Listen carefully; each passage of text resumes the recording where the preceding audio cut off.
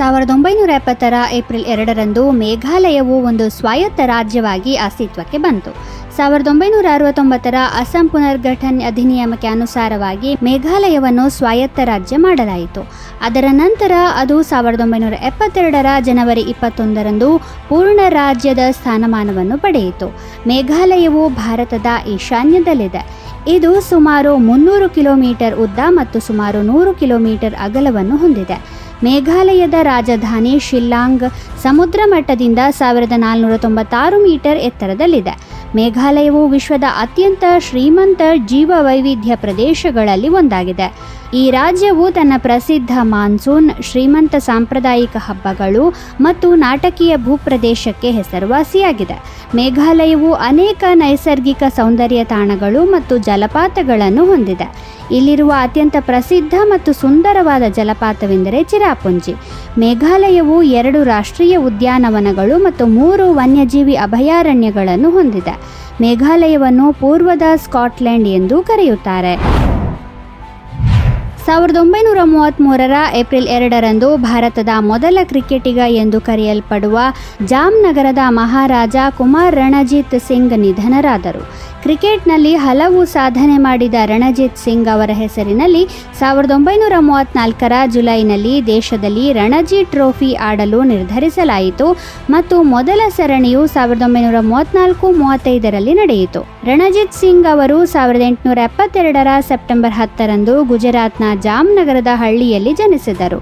ಅವರು ಎಂದಿಗೂ ಮದುವೆಯಾಗಲಿಲ್ಲ ಮತ್ತು ಕ್ರಿಕೆಟ್ನಲ್ಲಿ ಹೆಸರು ಗಳಿಸಿದರು. ಅವರು 15 ಟೆಸ್ಟ್ಗಳಲ್ಲಿ 2 ಶತಕ ಮತ್ತು 6 ಅರ್ಧಶತಕಗಳೊಂದಿಗೆ 989 ರನ್ ಗಳಿಸಿದ್ದಾರೆ. ಪ್ರಥಮ ದರ್ಜೆ ಕ್ರಿಕೆಟ್ನಲ್ಲಿ 307 ಪಂದ್ಯಗಳಲ್ಲಿ 24,692 ರನ್ ಗಳಿಸಿದ್ದಾರೆ. ಇದರಲ್ಲಿ ಅವರು 72 ಶತಕ ಮತ್ತು 109 ಅರ್ಧಶತಕಗಳನ್ನು ಗಳಿಸಿದ್ದಾರೆ. 56ಕ್ಕಿಂತ ಹೆಚ್ಚು ಸರಾಸರಿಯೊಂದಿಗೆ ಅವರ ಉತ್ತಮ ಸ್ಕೋರ್ ಅಜೇಯ 258 ರನ್ ಆಗಿತ್ತು. ರಣಜಿತ್ ಸಿಂಗ್ ಇಂಗ್ಲೆಂಡ್ ಪರ ಟೆಸ್ಟ್ ಕ್ರಿಕೆಟ್ ಆಡಿದ್ದರು. ಅವರು 16ನೇ ವಯಸ್ಸಿನಲ್ಲಿ ಅಧ್ಯಯನಕ್ಕಾಗಿ ಇಂಗ್ಲೆಂಡ್ಗೆ ಹೋದರು ಮತ್ತು ಅಲ್ಲಿ ಅವರು 1896ರಲ್ಲಿ ಕ್ರಿಕೆಟ್ ಆಡಲು ಪ್ರಾರಂಭಿಸಿದರು. ಜನರು ಅವರನ್ನು ಪ್ರೀತಿಯಿಂದ ರಣಜಿ ಎಂದು ಕರೆಯುತ್ತಿದ್ದರು. 2011ರ ಏಪ್ರಿಲ್ 2ರಂದು ಮಹೇಂದ್ರ ಸಿಂಗ್ ಧೋನಿ ನಾಯಕತ್ವದಲ್ಲಿ ಭಾರತ 2ನೇ ಬಾರಿಗೆ ವಿಶ್ವಕಪ್ ಪ್ರಶಸ್ತಿಯನ್ನು ಗೆದ್ದುಕೊಂಡಿತು. ವಾಂಖೇಡೆ ಸ್ಟೇಡಿಯಂನಲ್ಲಿ ನಡೆದ ಫೈನಲ್ನಲ್ಲಿ ಭಾರತ 6 ವಿಕೆಟ್ಗಳಿಂದ ಶ್ರೀಲಂಕಾವನ್ನು ಸೋಲಿಸಿತು. ಆಗಿನ ನಾಯಕ MS ಧೋನಿ ಔಟ್ ಆಗದೆ 91 ರನ್ ಗಳಿಸಿ ಅದ್ಭುತ ಇನ್ನಿಂಗ್ಸ್ ಆಡಿದ್ದರು. ಧೋನಿ ಸಿಕ್ಸರ್ ಬಾರಿಸುವ ಮೂಲಕ ಪಂದ್ಯವನ್ನು ಮುಗಿಸಿದರು. ಧೋನಿ ನಾಯಕತ್ವದಲ್ಲಿ ಭಾರತಕ್ಕೆ ಇದು 2ನೇ ವಿಶ್ವಕಪ್ ಪ್ರಶಸ್ತಿಯಾಗಿದೆ. ಈ ಹಿಂದೆ 2007ರಲ್ಲಿ ಧೋನಿ ನಾಯಕತ್ವದಲ್ಲಿ ಭಾರತ T20 ವಿಶ್ವಕಪ್ ಕೂಡ ಗೆದ್ದಿತ್ತು. ಗಮನಾರ್ಹವಾಗಿ 2011ರ ಮೊದಲು 1983ರ ಜೂನ್ 25ರಂದು ಭಾರತವು ಜಗತ್ತಿಗೆ ಆಶ್ಚರ್ಯವಾಗುವ ರೀತಿಯಲ್ಲಿ ವಿಶ್ವಕಪ್ ಪ್ರಶಸ್ತಿಯನ್ನು ಗೆದ್ದಿತ್ತು. ಕಪಿಲ್ ದೇವ್ ನಾಯಕತ್ವದಲ್ಲಿ ಭಾರತ ತಂಡ ವೆಸ್ಟ್ ಇಂಡೀಸ್ ತಂಡವನ್ನು ಮಣಿಸಿ ಫೈನಲ್ ಗೆದ್ದಿತ್ತು. 1792ರ ಏಪ್ರಿಲ್ 2ರಂದು ಅಮೆರಿಕನ್ ಕಾಂಗ್ರೆಸ್ ಇಂದು ಜಗತ್ತಿನಲ್ಲಿ ಹೆಚ್ಚು ಪ್ರಚಲಿತದಲ್ಲಿರುವ ಕರೆನ್ಸಿಯನ್ನು ಅಂದರೆ ಡಾಲರ್ ಅನ್ನು ಸ್ಥಾಪಿಸಿತು. ವಾಸ್ತವವಾಗಿ 1792ರ ಮೊದಲು ಅಮೆರಿಕನ್ನರು ಪ್ರಮುಖ ಕರೆನ್ಸಿ ಬಿಕ್ಕಟ್ಟನ್ನು ಎದುರಿಸುತ್ತಿದ್ದರು. ಯಾವುದೇ ವಸ್ತುವನ್ನು ಖರೀದಿಸಬೇಕಾದರೆ ಅಥವಾ ಯಾವುದೇ ಸೇವೆಯನ್ನು ಪಡೆಯಬೇಕಾದರೆ ಪಾವತಿಯನ್ನು ಚಿನ್ನ ಅಥವಾ ಬೆಳ್ಳಿಯಲ್ಲಿ ಮಾಡಲಾಗ್ತಿತ್ತು. ಅದರ ನಂತರ ನಾಣ್ಯಗಳ ಕಾಯ್ದೆಯನ್ನು 1792ರ ಏಪ್ರಿಲ್ 2ರಂದು ಅಂಗೀಕರಿಸಲಾಯಿತು. ಇದರೊಂದಿಗೆ US ಮಿಂಟ್ ಅನ್ನು ಸ್ಥಾಪಿಸಲಾಯಿತು. ಅವರ ಕೆಲಸವು ನಾಣ್ಯಗಳನ್ನು ಮುದ್ರಿಸುವುದು ಮತ್ತು ಜಗತ್ತಿನಲ್ಲಿ ಅವುಗಳ ಚಲಾವಣೆಯನ್ನು ನಿಯಂತ್ರಿಸುವುದು ಆಗಿದೆ. ಮೊದಲ ಔಪಚಾರಿಕ ಅಮೆರಿಕನ್ ಕರೆನ್ಸಿ ಬೆಳ್ಳಿಯಿಂದ ಮಾಡಿದ ಡಾಲರ್ ಆಗಿತ್ತು. ಖರೀದಿ ಮತ್ತು ಮಾರಾಟವನ್ನು ಸುಲಭಗೊಳಿಸುವುದು ಈ ಕಾನೂನಿನ ಉದ್ದೇಶವಾಗಿದ್ದರೂ ಅದು ಹಾಗಾಗಲಿಲ್ಲ. ಜನರು ಡಾಲರ್ಗಳನ್ನು ಪಡೆಯಲು ತಮ್ಮ ಸ್ವಂತ ಬೆಳ್ಳಿಯನ್ನು ತೆರಬೇಕಾಗಿತ್ತು ಮತ್ತು ಮಿಂಟ್ ಅದನ್ನು ನಾಣ್ಯಗಳಾಗಿ ಮುದ್ರಿಸುವ ಮೂಲಕ ಹಿಂದಿರುಗಿಸುತ್ತಿತ್ತು. ಇದು ಸುದೀರ್ಘ ಪ್ರಕ್ರಿಯೆಯಾಗಿದ್ದು ಸಾಮಾನ್ಯ ಜನರು ಸಾಕಷ್ಟು ಸಮಸ್ಯೆಗಳನ್ನು ಎದುರಿಸಬೇಕಾಯಿತು.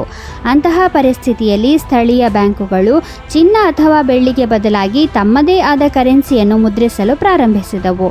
1861ರಲ್ಲಿ US ಕಾಂಗ್ರೆಸ್ ಪ್ರಾಯೋಗಿಕ ಪರಿಹಾರವನ್ನು ಕಂಡುಕೊಂಡು ಚಿನ್ನ ಮತ್ತು ಬೆಳ್ಳಿಯ ಮೇಲೆ ಅವಲಂಬಿತವಾಗಿಲ್ಲದ ಕರೆನ್ಸಿಯನ್ನು ತಂದಿತು. ಈ ರೀತಿಯಾಗಿ ಮೊದಲ ಬಾರಿಗೆ ಅಮೆರಿಕದಲ್ಲಿ ಸರ್ಕಾರದ ನಿಯಂತ್ರಣದಲ್ಲಿ ಕಾಗದದ ಕರೆನ್ಸಿಯನ್ನು ಬಿಡುಗಡೆ ಮಾಡಲಾಯಿತು. ಆಟಿಸಂ ಜಾಗೃತಿ ದಿನವನ್ನು ಜಾಗತಿಕವಾಗಿ ಪ್ರತಿ ವರ್ಷ ಏಪ್ರಿಲ್ 2ರಂದು ಆಚರಿಸಲಾಗುತ್ತದೆ. ಆಟಿಸಂ ಕಾಯಿಲೆಯ ಬಗ್ಗೆ ಜನರಿಗೆ ಅರಿವು ಮೂಡಿಸುವುದು ಮತ್ತು ಅದರೊಂದಿಗೆ ಹೋರಾಡುತ್ತಿರುವವರಿಗೆ ಬೆಂಬಲ ನೀಡುವುದು ಈ ದಿನವನ್ನು ಆಚರಿಸುವ ಉದ್ದೇಶವಾಗಿದೆ. ಆಟಿಸಂ ಹೊಂದಿರುವ ಜನರು ಇತರರ ಮೇಲೆ ಬಹಳ ಅವಲಂಬಿತರಾಗಿರುತ್ತಾರೆ. ಆದ್ದರಿಂದ ವಿಶ್ವಸಂಸ್ಥೆಯ ಸಾಮಾನ್ಯ ಸಭೆಯು ಆಟಿಸಂ ಹೊಂದಿರುವ ಜನರ ಅಗತ್ಯತೆಗಳನ್ನು ಎತ್ತಿ ತೋರಿಸಲು ಏಪ್ರಿಲ್ 2ಅನ್ನು ವಿಶ್ವ ಆಟಿಸಂ ಜಾಗೃತಿ ದಿನ ಎಂದು ಘೋಷಿಸಿತು. ಆಟಿಸಂ ಎಂಬುದು ನರವೈಜ್ಞಾನಿಕ ಸಮಸ್ಯೆಯಾಗಿದೆ. ಇದು ವ್ಯಕ್ತಿಯಲ್ಲಿ ಪೂರ್ಣ ಜೀವಿತಾವಧಿವರೆಗೆ ಉಳಿಯುತ್ತದೆ. ಈ ಸ್ಥಿತಿಯು ಚಿಕ್ಕ ವಯಸ್ಸಿನಲ್ಲಿಯೇ ಮಕ್ಕಳಲ್ಲಿ ಸ್ಪಷ್ಟವಾಗಿ ಕಂಡುಬರುತ್ತದೆ. ಇದರಿಂದ ಬಳಲುತ್ತಿರುವ ಮಗು ಮುಖ್ಯವಾಗಿ ಸಾಮಾಜಿಕ ದುರ್ಬಲತೆ, ಮಾತನಾಡಲು ತೊಂದರೆ, ನಿರ್ಬಂಧಿತ ನಡವಳಿಕೆ, ಗಮನವಿಲ್ಲದ ನಡವಳಿಕೆ ಮತ್ತು ಅಸಾಮಾನ್ಯ ಮನಸ್ಥಿತಿ ಅಥವಾ ಭಾವನಾತ್ಮಕ ಪ್ರತಿಕ್ರಿಯೆಗಳನ್ನು ಒಳಗೊಂಡಿರುತ್ತದೆ.